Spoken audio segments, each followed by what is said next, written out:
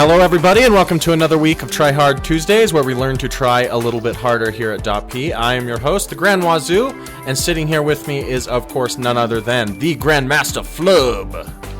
What's up, Flub? Not much, man. It is good once again to have you back on the Tryhard Show. Me and Flub started doing another show with .p Roundtable to kind of counteract the Proudland show, which also launched last week with Roland and Proud. And we would like to be the crossfire, the CNN's crossfire of Dota 2, whereas Proudlands is like Beavis and Butthead or something.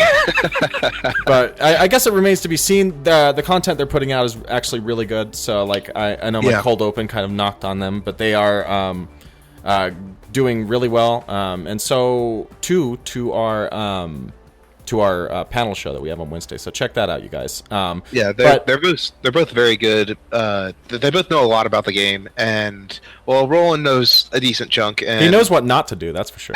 He does, and it's good getting to pick Proud's brain and having someone who's really ready to listen to someone as knowledgeable as him. So it's a great show. They have a lot of excitement too. So watching last week, I had a few laughs myself. So you guys should definitely check them out. Yeah, it's good to be back though. Hearing that intro music coming in. I know you can't hear it on your end, can you? But no, I can't hear it. But I do listen to the beginning of the show because I gotta hear it, man. Yeah, you gotta hear it, and it's good to be back. This is our home here. This show, and it's good to be back with all you guys. It's been an interesting week in Dota already. We got the roster shuffle-a-boobaloo with PPD and Sumail being dropped off EG after fulfilling their obligations to go to PAX, I think. Mm-hmm. And that was, I guess, a contractual obligation. This is what you do when you're in the money. You got to go to things like this and look dissatisfied in front of your fans and shake hands and be like, this sucks. I'm off this team. And then, you still do it anyway. But other than that, what's the interesting news? I mean, I know, was it Ice who formed a new team? Yeah, I'm pretty sure. See, I've been out of the loop a little bit for this week. Been too long in the real world, man. You got to pull yourself back. I got to pull myself into the Dota world again. But there's been a lot of switch ups, a lot of things that are really cool. One thing that I'm so excited about, and it's probably old news now, but the whole S4 going to offlane now. That's really interesting. I don't know. I have faith that he's a really good player and that he has a potential of doing well in that position, but it's a much different play style, and no one's really going to be helping him as much, so he's not going to be getting that fluid motion with the supports, and I think he's pretty good at doing that. So I think it's almost a waste to put him in the offlane, because right now with the current meta, the offlaner needs to work with them, but not as much as a mid or even the carry. So he's an interesting player because he has that intense drive to win, and he is a very good mid player, and he also has that loyalty, for sticking with Alliance and stuff, and coming back and doing that for a while to see how good Alliance could be before it dissolved, because that organization is not doing anything either. I guess they're just folding their esports teams or something. Who knows? I still don't know all this. I just know teams have been dropped, etc. Kelly, the manager for Alliance, posted a big thing about saying goodbye and posting all these sad pictures and the song Wonderwall and stuff like that. It was a process. But and all these people are getting split up. And where is S4 going? OG? Oh god, I'm pretty sure OG. I think you're right. I'm spacing right now. We'll have to get back to that in a little bit. But it's Jerax and S4 they snagged. So they took Jerax from Liquid and S4 from Alliance to form a new lineup with an otherwise unknown pro player, Anathan Pham. Mm-hmm. So he's like a prodigy or something, I guess. I don't know. But in any case, it's going to make for an interesting lineup. Of course, this show is not the place where we really discuss pro news, but it's kind of on everyone's mind, so why not blab a little about it? It's interesting to see how it unfolds. This new system, I don't know if it's going to cause more confusion or less. by this point, because it just dumps a bunch of players into a pool, and it's just like all these free agents. It's like, how do you decide who gets who? You know, like those people obviously have to contact that party, but it just feels like a lot of a mess. Yeah, I mean, this is kind of what happens after the TIs, and it's going to switch because of the whole introduction to, having the major scene and having like everything split up. It's going to change each year more and more to having these big breakout moments of like, okay, the teams are just going to just cluster up and break apart and go into all these different avenues of teams that you never thought were possible. Like the whole thing about like MVP, like half that team, I think they moved with what's into secret or something crazy like that. It's like a lot of the MVP players were gonna like move in with Puppy and who was the other guy? He wants it. It's Pai Lai Dai that he held on to out of the lineup, because Arteezy's not in the lineup anymore, nor is Envy. And then you picked up Korean players, right? Right. So that's huge. I mean, you're looking at... I mean, Puppy's someone who's been able to pretty much cross that cultural divide pretty easily all throughout his Dota career. Mm-hmm. You know, in terms of his play style and who he plays with. I mean, he's played with English people. He's played with all sorts of people from Europe. He's played with Chinese people. He's played with people from all over the world. And so to see this happen and him just see that untapped resource... I mean, it shows that he's on a different level. And, I mean, PPD took third in the international, and that's pretty dang good, man. But it's like, at the same time, he wants first. You know how bad they both do. Right. The thing is, like, when you're getting to Dota and how the teams are breaking up and reforming, it feels like that teams aren't as, like, regional as they used to be. People know how they play, and yes, Chinese players are still pretty regional, and they don't really share with the rest of the world on like where their play styles are, and they don't really get to like play versus Eastern teams very much, or like generally it's kind of like hush hush at sometimes, but in general, I feel like it's going to move away from that, and people are just going to know each other going into every match, and no one's going to be surprised by picks or strategies. And there will still be like regional play, but it's going to start intertwining more and more.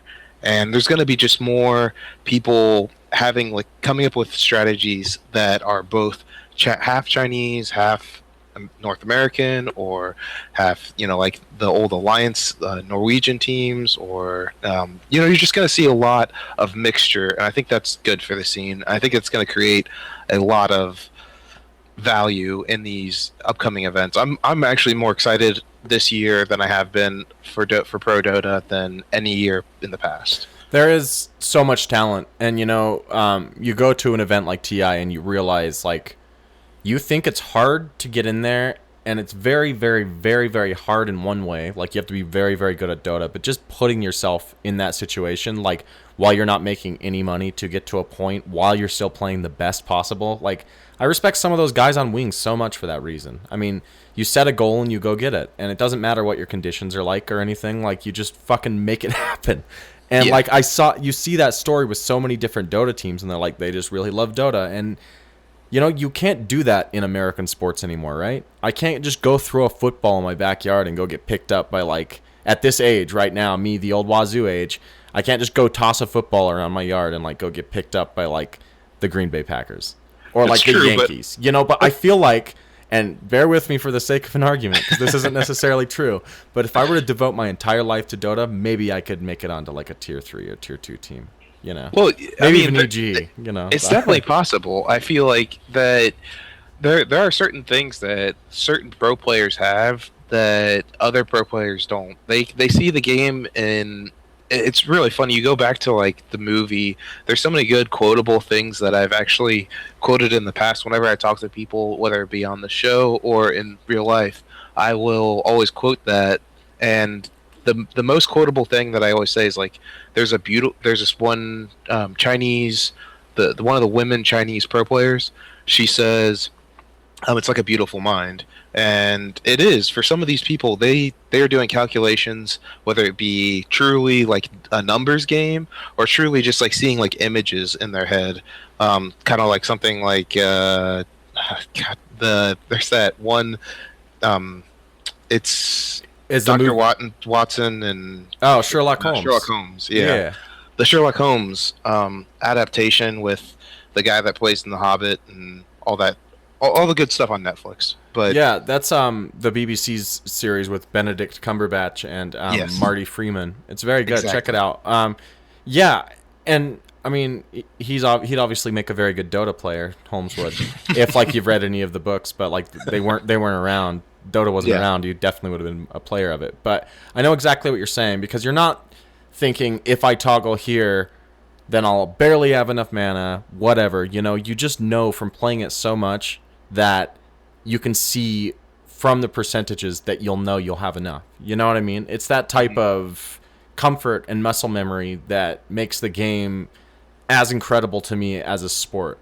More so than Counter-Strike or any other game because some of these things are quite easy to execute. Like move over there, you click. Attack something, you A-click.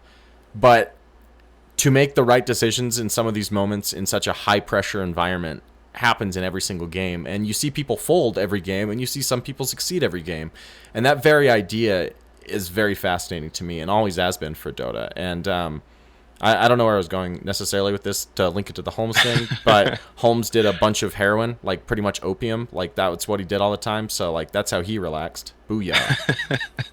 see, the thing is like I feel like when I see these individuals and movies and things that kind of like relate to Dota, it's the idea of it is having this amazing strategic mind and being able to make those split decisions at that moment. The thing is with you, if you're playing like Call of Duty, if you're playing, if you're playing Go, if there's any type of situation that you're playing like a really fast-paced shooter, you do have strategies and you plan it out beforehand, but the strategies aren't as, in my opinion, as quick and interchangeable and crazy as a MOBA is. And if you look at those games, it's about the reaction time, and it's crazy that people have those reaction times, but it's more so on those reaction times. You have to have the fastest reaction time. So it's kind of a thing about youth in those games. Whereas Dota, yes, it's a thing about youth. Youth gives you a big advantage, but having that knowledge of like knowing, okay, this process of if they pick Elder Titan and they pick CM or something, bad combo to begin with. But anyway, if you had that, like Slark would destroy them because they have no real true lockdown, and you can just easily get away from any scenario. And like knowing how to set that up and like when to dive out of the way versus CM or when to go in, it's really important to know the exact amount of diviness that you can do at a certain level, and there's not the same feeling in a shooter. Yeah, it's interesting to me because with Counter-Strike, it's like I shot that guy in the head, or I did not get shot in the head, and then I shot him in the head, or I got shot in the head first. It's like I know that might be trivializing the game for some people who enjoy it, and that's not what I'm trying to do here. What I'm trying to do is like the problem with Dota always changes, like Yeah. on the same map. Whereas with Counter-Strike, it's like the problem never really changes. The scenario might, but the problem's always like, oh, I didn't defuse the bomb, or going to the bomb, I got shot in the head. It's like, or just I didn't check that corner. Like Dota, it's always different. Like you underestimated something, or you overestimated someone on your team, or whatever it is. Most of the time, when you lose a game, it's for a different reason. I would hope. I hope you're not losing games all the time, because then your name would be the Grand Wazoo, and you should be on the show. Because I lose games all the time for the same reasons. But it's just one of those things. Like the problem always switches, and it rewards adaptability in the sense of being able to recognize that problem and solve it. Whether that be with a skill build, item build, or just picking the right hero in the beginning, positioning, not playing a certain way, not playing fast and loose, warding, etc. But I think that's pretty accurate for a cold open. Thanks for joining me on that. That was 15 minutes, buddy. Like you and me. Like I feel like Oh, yeah? I was like I could teach a class on this with Flub, but I couldn't do it alone. Definitely not. But that I'll, brings I'll, me into. Oh, sorry. Go ahead, man. I'll be your student aide or the whatever that'd be called. I I can guess. only pay you in like dollar sandwiches from McDonald's. I You don't can know, choose man. a cheeseburger I or a think that's chicken worth sandwich. it. Like I can survive on that. That's Yeah, okay. yeah. The knowledge you'll glean. I'm really just repeating what you say, but that pulls us into our next segment.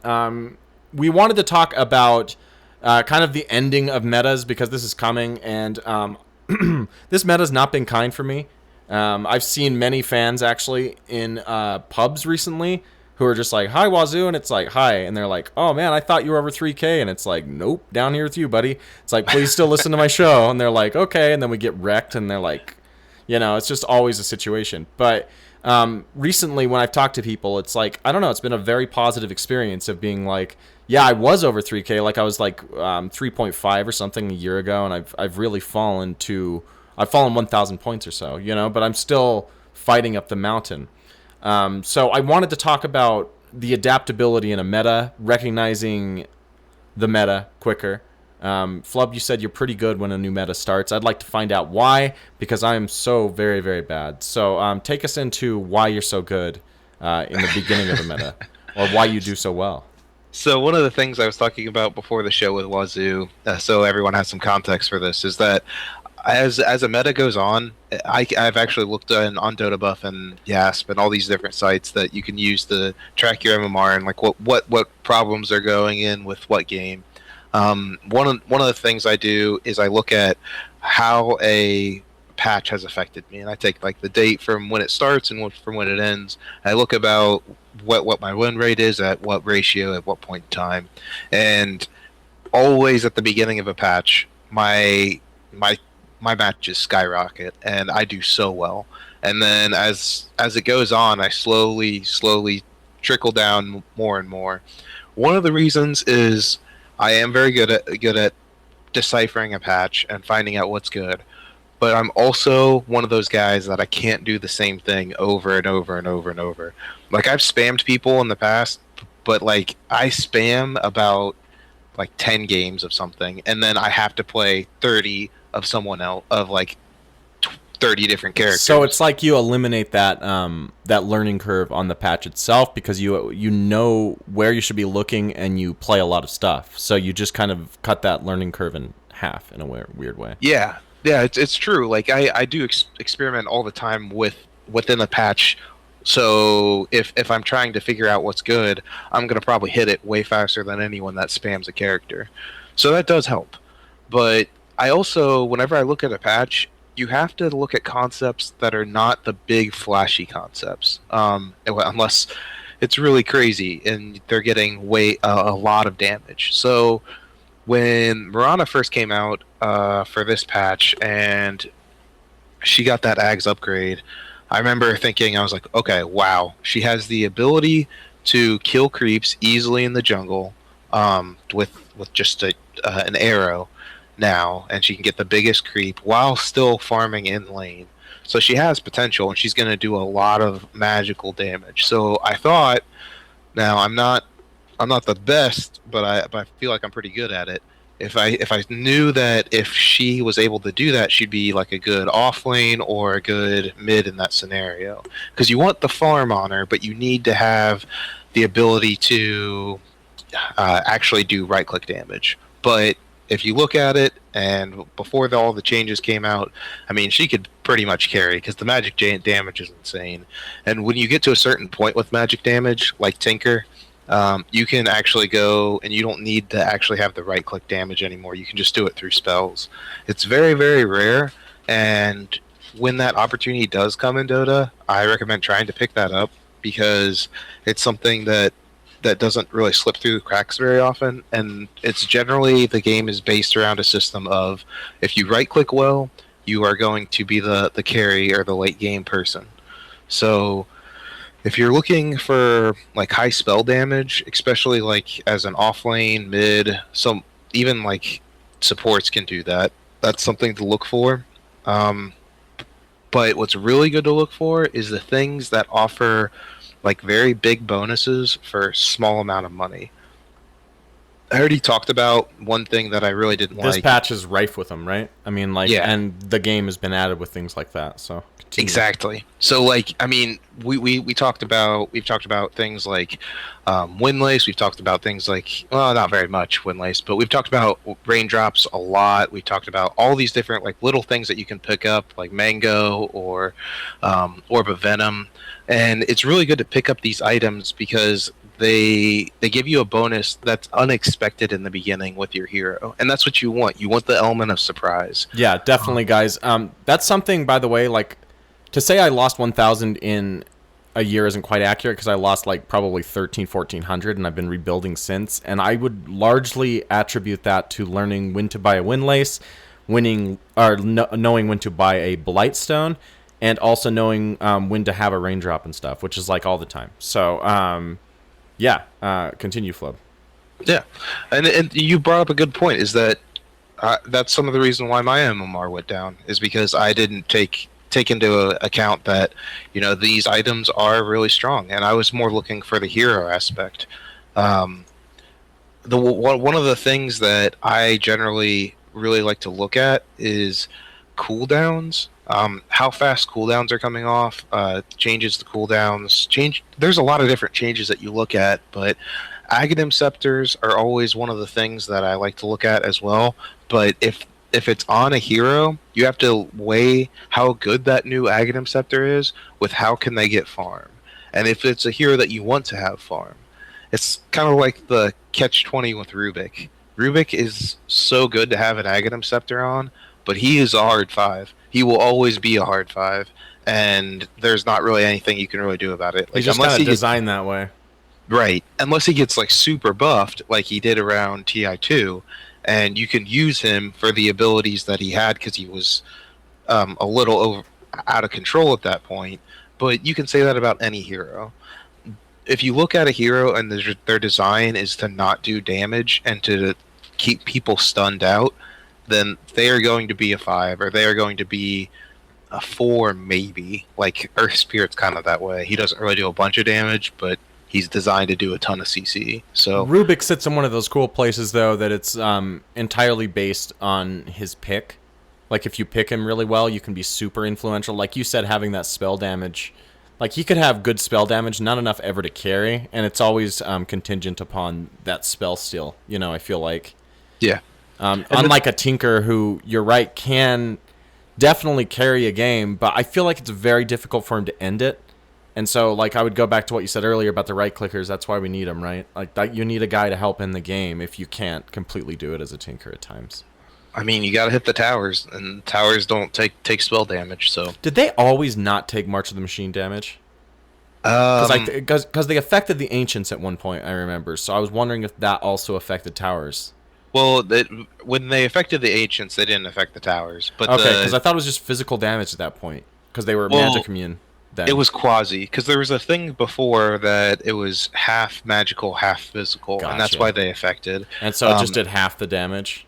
Yeah. There's very few spells that actually affect towers, and they usually are in big letters, like they affect this actually affects towers. And the hero is designed around it, like Jakiro.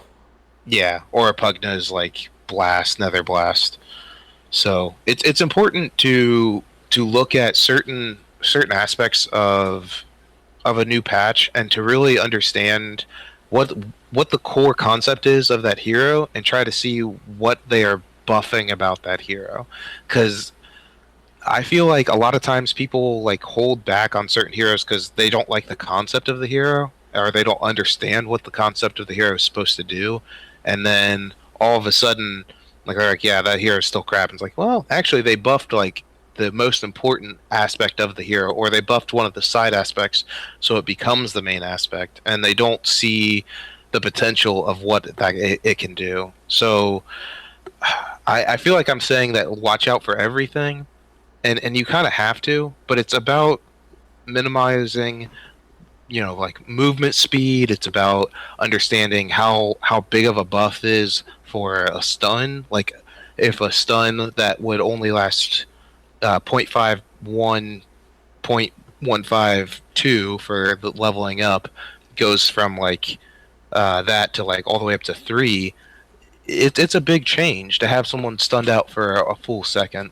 And as players, we have to recognize the potential of what that surprise pick will happen, and what people don't read the game for all the heroes. A lot of times they'll read it for their particular hero. So if you can just make sure you're calm when you're reading it, look it over and try to understand what all the heroes are doing, I guarantee that you're going to raise MMR, because you're not going to be the one surprised. They will be.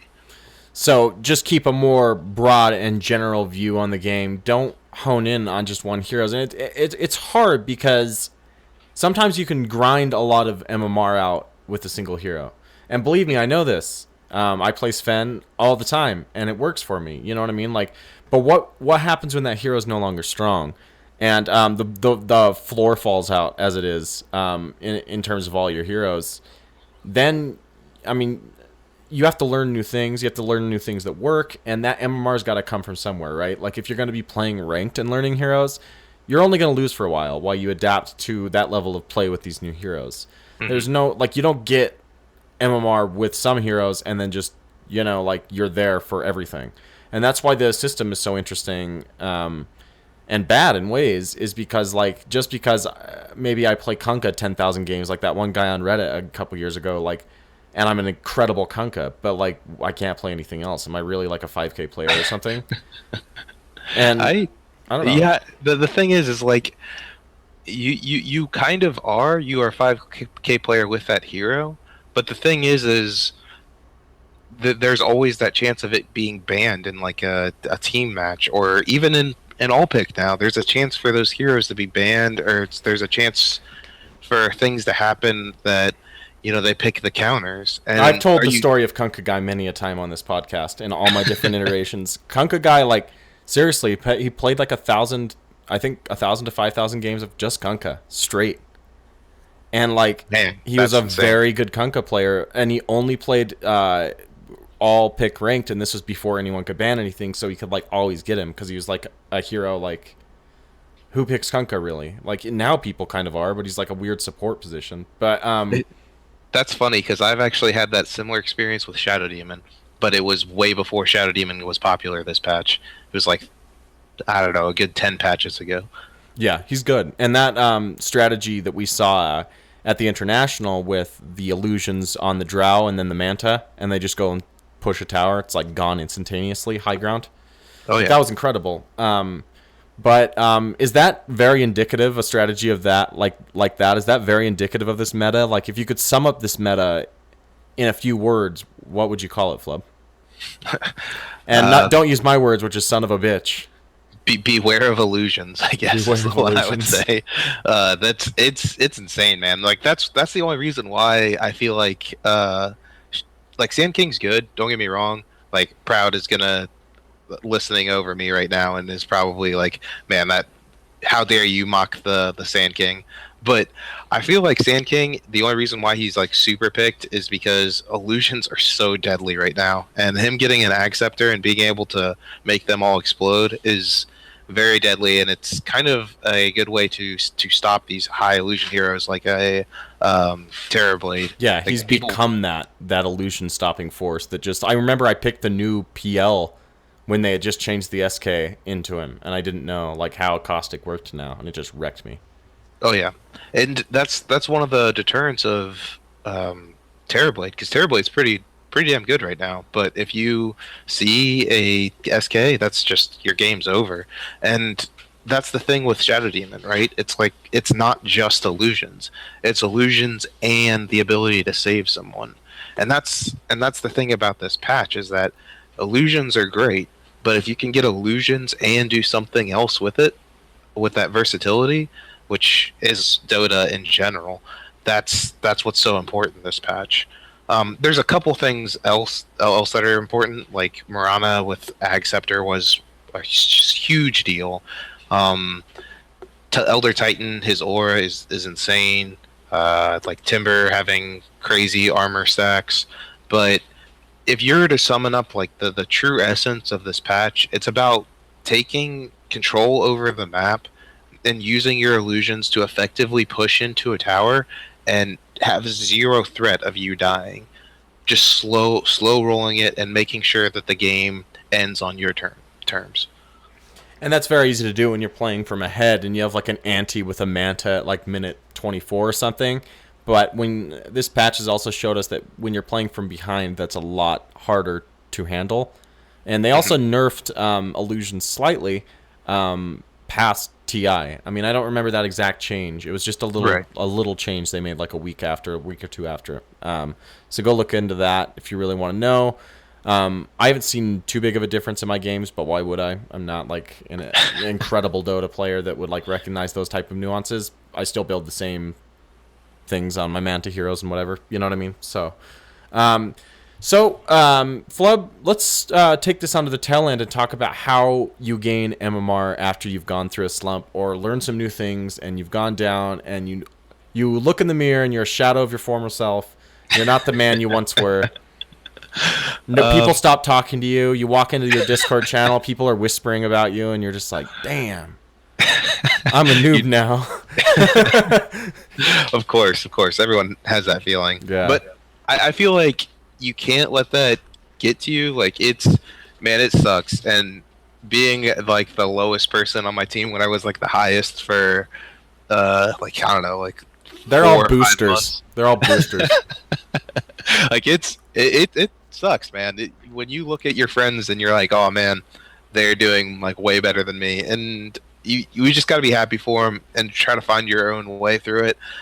For me personally, it's about looking at these games and going into them and trying to truly, like, if I know that I'm better than the people that I'm playing with, then I have to take a core position. And it's something that a lot of people do, and it's not something that it's not something that's really easy to fight over, because everyone thinks that they're better than everyone in this game, and everyone has a huge ego. But to truly, like, look at someone else's MMR and see how much higher than they are than you, please let them play the mid or play the off lane, because there's a reason why they're there, because they expect certain things to happen within that lane. And if you force them to go on a support, it really lowers their potential, because they're helping you get to a better point of play. And if you're not going to take advantage of what the support's doing, then there's no real point for the support to be playing at that level. And this is coming from someone who plays support constantly. I play support all the time, and if I am, like, guaranteed at a level where I know that I'm playing that I can play better than the people, I have to pick core, because if you're going to go up against another person at my level or at the level that I am currently at, I know that they're going to do certain things to punish you for being out of place in lane. So don't be afraid to try to take those spots, but also try not to be a dick about it. If you're going in and you're saying, okay, I have to have this, and you're not budging, that's going to create worse tension, and I have to diffuse that situation probably every other game, because people just, like, everybody wants mid, or everyone wants to be the carry, or, you know, people want to be in the most important position. But if you are willing to try to take over different positions and try to let yourself in, if you want to play core, you can always play offlane, and just learn how to play the offlane well enough. It saves the hassle. It really does. That brings me into my point, because I'm going to do one, and then you do one, I'll do one, you do one, I'll do one, okay? Yeah, for sure. Because that leads into my point, and that's be adaptable. Like, if you're not that high MMR player on your team, and you do play core all the time, like me, because I usually play with friends and stuff, and it's fine, they let me play core even though I'm bad. It's pretty cool. But that's not going to be the case in your pubs. Like, be adaptable. Know a couple fives. Know a few fours. Know some off lanes. Know some mids. Know some carries that you can work in. Like, it's good to be able to play heroes like Axe and stuff that can just work when you see, hey, Axe is really good here, and you can just pick him, you know? You don't always need to be specialized into your one position. In fact, I've gained MMR only by being more adaptable. And more importantly, that bottom won't fall out when you, like, move on to the next meta and try these heroes. Like, you'll have a pool, you know what I mean? So Yeah, that's a good point. It's about understanding the potential of the game and where you can go with it. That's good. I would also say that if you're going to go into one of these games, please don't jungle. Like I feel like I can't say it enough, but jungle ruins MMR, and there's a lot of people. I just played one today. Like, we won, but we had a Luna jungle, and it's like, okay, how did Roland get into your game? Like, isn't Right? that high MMR? Right? he was playing under an alias too. Yeah. It was like RT or something. Yeah. I'll have to ask him about that later. But the thing is like, if you're going into the jungle as Luna, ask yourself, what are you providing for the team at that point? If you're standing in a jungle for 20 minutes, your other lanes are facing 4v5. Please understand your potential impact of being outside of the game for that long. Your stats may look good, but you're not helping the team, and you're not truly doing anything in Dota. You're just running off the backs of everyone else, and you have enough farm to be one of the people that are helping out. But truly, the real heroes are the guys who get 0 farm and are still making plays happen for you. Yep, that's me. I'm the guy with 0 farm in the one position, but it's just because I haven't been farming very well. But I'll still make those plays. Might not be good plays, but that's a good point. I feel like people think that when they go into the jungle, they're in like a closed off, autonomous space where they can just, I'm not feeding the lane, it's not my fault. But it's like, you don't realize that you're taking away a potential ganker. You're taking away a potential person that can pull and stack. You're taking away someone who can go and do wards or gank mid. You're taking away someone who could just be in a dual lane with an off lane. There's so many different things that might be better for that moment, that if that problem is presented later in the game and you didn't recognize it as a jungler, then you've already failed. There are definitely exceptions, you know? Like, maybe you have a lineup that needs D-push and you want to play a Lycan or something jungle. Mm-hmm. That I just like Lycan, so that's why I worked that in there. But there are moments where it can be good, you know what I mean? But I think people mostly like the Legion jungle thing, where you just try to be another one in the jungle. It just doesn't work, you know? Like, it maybe works 1 out of 5 times. But if you're ganking and giving like lane support and stuff, harassment, like, you're more likely to get kills, you're more likely to win lanes. It's true. And the thing is also it's also a really good thing to have someone who's able to have that work. But like, the thing is, you did mention Legion, and it's kind of good with Legion because if you get a gank, you then get like a giant buff out of it, because you can ult someone and you gain that extra item pretty much. But there's a lot of heroes that should not belong in jungle, that people are like trying to make it a thing. They keep like trying Luna, to make for instance. Luna, freaking like Veno's okay at it because there's like some ways that you can work with wards and things like that. But there's certain heroes that just don't belong in jungle, and stop trying to jungle. Like freaking Ogre, I saw that another day. Ogre jungle. Wouldn't the potential of you being in a lane and like forcing them to not get any farm, that's just as beneficial as you getting farm. And people don't see the parallels of that, because they're always focusing, okay, what are my stats going to be? And this is probably just a support player coming off here, but screw stats. Like, don't worry about stats. Worry about, it's all about the gold, baby. Exactly. Don't buy anything. Just have like 10k gold on you. Be throwing it at all your minions. just throwing it at the enemy team. You know, just like, I died, and I'll give you. But I see what you're saying. People get I'm going to be so badass, and they go into the jungle and come out and like they've lost the game, and it's like noob team, and it's like, you're a noob team, you idiot. Yep. You're the one noob team here, because like, when we could have been like getting ganks and stuff, you've been in the jungle, and now you have your 25-minute blink dagger, no boots, Like, let's because you died 3 times in the jungle. Let's do it. Yeah. Like, maybe this is a little, like, this is therapy for me a little bit. But what's your next point, Flub? To grind that sweet, precious MMR. My next point is that when you guys get into a game and you are going to pick support, and you don't normally play support, be sure to actually play support. If you're going to pick Dazzle, if you're going to pick Crystal Maiden, you don't need items to be able to last hit. Or you also don't need to Shadow Wave me fucking when I'm full health to take all the last hits around me.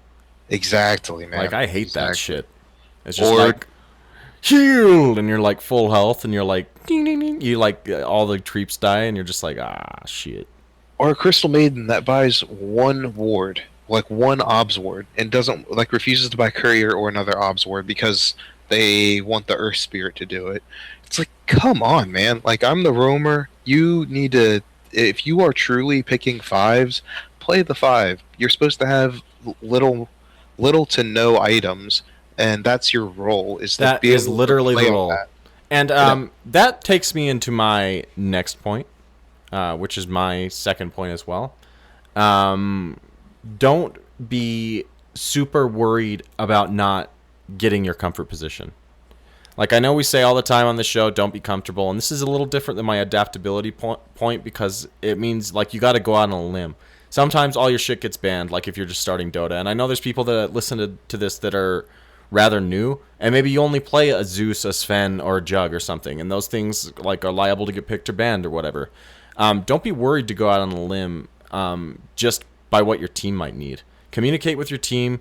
Ask them. Some people might be assholes, like, what do you know, noob, whatever. Just ignore those people. But, like, communication and being able to go out on a limb and trust your team. Like, if they say we really need this Dazzle or Avengi, like, I've seen games won by people who are just willing to go onto a hero maybe they're not super comfortable with, play back a bit, play that support position, and, you know, ward and do all those things. Like, just because you feel like you're not helping, like, you can find a way to help. It just depends on what position you want to do it in, right? Mm-hmm. Most definitely. My next point that you kind of alluded to is, like, even though if you pick something like like a sniper or a juggernaut or something that you believe to be as a carry, and someone else picks a carry in your lane, you know, don't let your ego go over it. Like, if you think that if they're not getting the last hits and you are that hero and you guys are competing for them and you can take the last hits, that's one thing. But if you look at your heroes and you have, like, a Spectre in lane with you and you've picked a Juggernaut, let the Spectre have that farm, because you can go into the jungle, you can do other different things at that point. Sometimes if you get someone who's an ass, like, let them be an ass and let them take over that position, because if you guys are fighting for farm, that's not going to help anyone in any situation. That's perfect. You can be more of a nuisance fighting that person who's fighting you than just walking off and going to find some other farm. And that happens a lot at a lot of skill levels, right? You'll just be farming something and someone will just come and take it, and you're like, nice. And you'll go to another lane and someone will just come and take that, and you're like, nice. Yep. Like, that happens a lot at my skill level. And it's just like, you're like, ping once and they're like, question mark, and you're like, can I have some farm, please? And it's just like, I don't know. That would lead me into my next point pretty well as well. We're like on the same mental wavelength, brother. Get really good at farming, because there are going to be some times where, like, the 5's going to run into your lane if you're starting at like 2k to 2.5 to 3k, and the 5 will just sit there and not last hit even, just right click the creeps.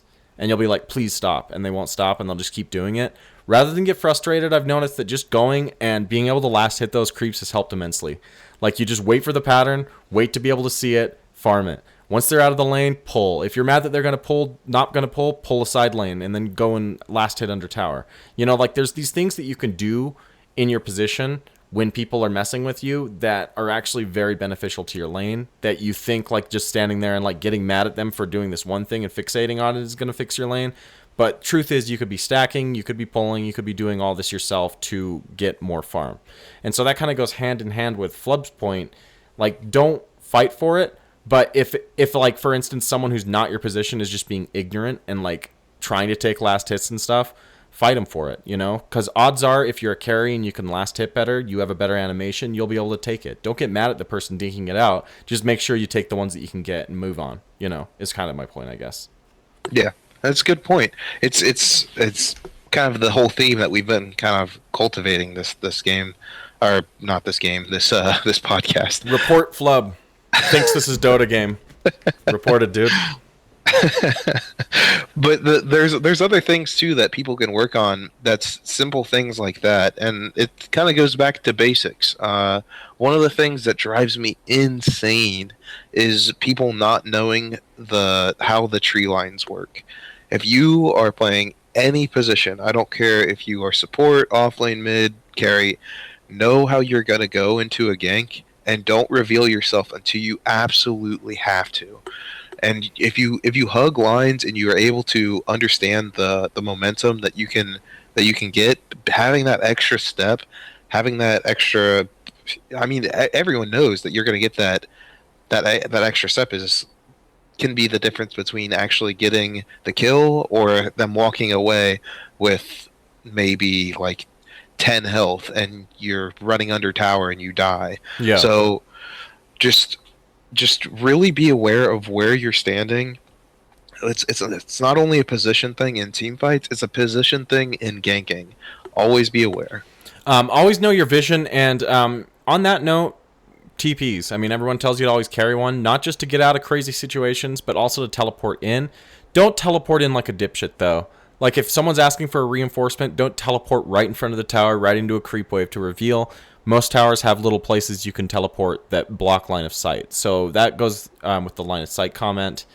And, I mean, there's many more things you can look up. Purge has some good guides. He updated his Dota 2 guide. Welcome to Dota 2, you suck. No, wait, you have actually gotten a lot better, I think is what the guide's called. Because it's his updated version for Dota 2. Check that out. And I would say just get jazzed. Like, there's plenty of great stuff out there that you can watch to get better at any aspect of the game. Content creators from Slacks to Purge to Merlini that you can find, you know, and anybody else you can think of. So with that being said, I think that kind of sums up the body of the conversation. Flub, do you have anything else to add before we move on to our item of the week? One more thing is that I want to point out is that everyone needs to know ward positioning. Like, even if you're carrying, if you have the ability to know where generally a ward is coming in, and you can like look at your minimap and say, hey, there's a guy warding over here, that's, oh my god, it's so useful. And I don't understand why, but it only happens when you hit like 4.7k. Like, it drives me insane that people don't do that. But there's so much potential if you just help people in their position or help people know certain other things and you're watching out for it, then you come across not only as a team player, but you're shoring up the weaknesses of your team. So you don't have to necessarily know your position inside and out. Just know Dota inside and out. Yeah, that's a good point. And that is building like your player MMR, not just on a hero. Like, although you do build your skill as a player as you play any hero, it's like if you just get those fundamentals down and just get them hammered away, and you are that guy, you're going to be that level of player. You know what I mean? On any hero you pick up. So, oh yeah. I mean, after you've practiced them, of course. But that is a good way to sum it up, Flub. I like the attitude. So we are going to talk about our item of the week. We want to do these items we've kind of been emphasizing. We're going to cover the Blightstone, we're going to cover Windlace, we're going to cover Orb of Venom, and for tonight with the poll, which didn't happen, I don't think I saw anybody respond to the poll, which is fine, guys. I see how it is. We'll decide. Like, I thought we were friends, guys. But we decided to do the Windlace because it's an interesting item. Some heroes, you see people buy it as a starting item. Some heroes, you see people pick it up later. You see it as a fundamental support item on some heroes. So, yeah, I'd really like to talk about it. It's 235 gold. Flub, take us away. Okay, so everybody who's ever playing support, everybody who's playing pretty much anything but carry, in my opinion, should be picking up this item. It is great. It helps out with ganks. It helps out in getting away from ganks. It's just, it's a movement speed item. Like, boots are good. Everything that is around movement is good. It's good to have the ability to be able to get to things quicker. I mean, it's that simple. And when I actually saw this item when it first came out, it was only like 200 gold, and it was actually the first thing I noticed about the patch whenever it first came out, because it is crazy good to have that extra movement speed that stacks with boots. That is very unusual, and there's only a few items that do it in the game. So having something One of like them was that the Yules, right? That the Windlace actually builds into now. yeah, Yules So- and drums. I mean, it's part of that. Which is interesting. They took out all that movement speed quality from those items and just made it its own thing, which is Right. interesting game design. Well played, Ice Frog. I think that's pretty genius. Man, Ice Frog does stuff like I'm always like, man, I don't know if there's anything new that he could do to this game. And every big patch, you're like, holy crap, this game's just got put on its head. You have no idea what's it's going to go incredible. on. So how much movement speed does that give you again? The movement speed is very minimal. It's less than boots. I think it's what is it? 25 extra That's- movement speed? No, it's not that big. It's only like here, let me pull it up real quick.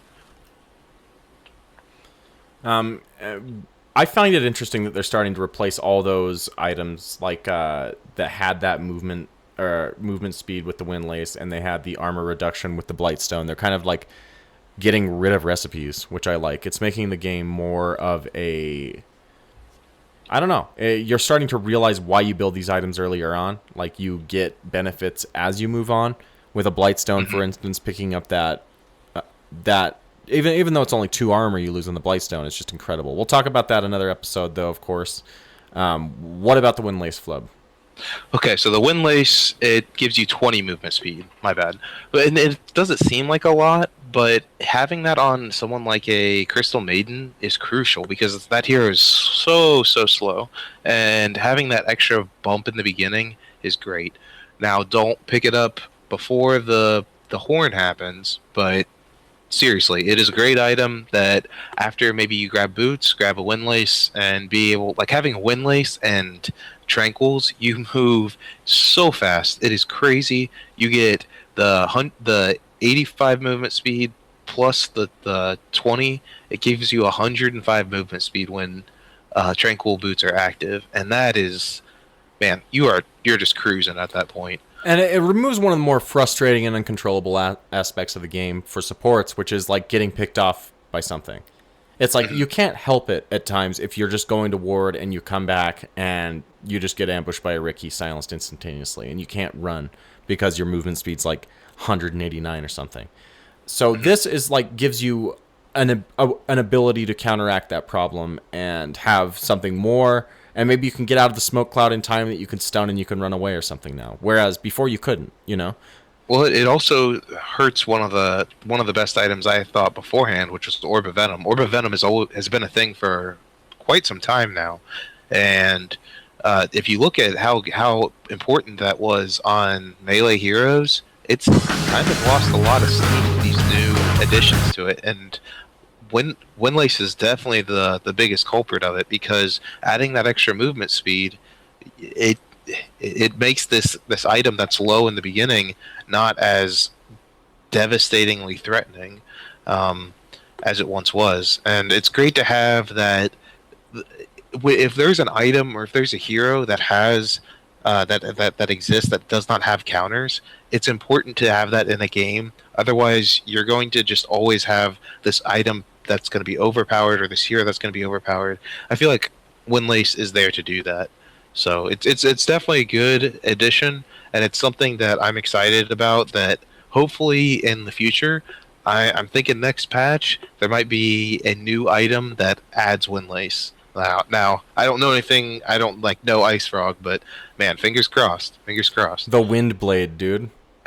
that would be super badass. Yeah. The Wind Blade. Windlace sounds like panties to me. I don't know why. Maybe that just explains the type of person I am.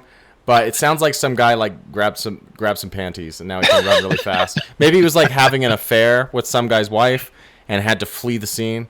I don't know. He was having an affair with Windrunner, man. Yeah, I guess so. That's her lace. Dang, you broke it wide open. But Anyway, guys, that's just about all the show we have prepared for you. Tweet us in your comments at .p_show. Tweet at Flub, at where Flub. Everyone's saying it all over the place. Let's hear it from you. All right, it's at Flub Dota with 2 B's. At Flub Dota with 2 B's. And I am at .p_wazoo with 2 B's. Come check out our in-houses, guys. They're going on again on Wednesday.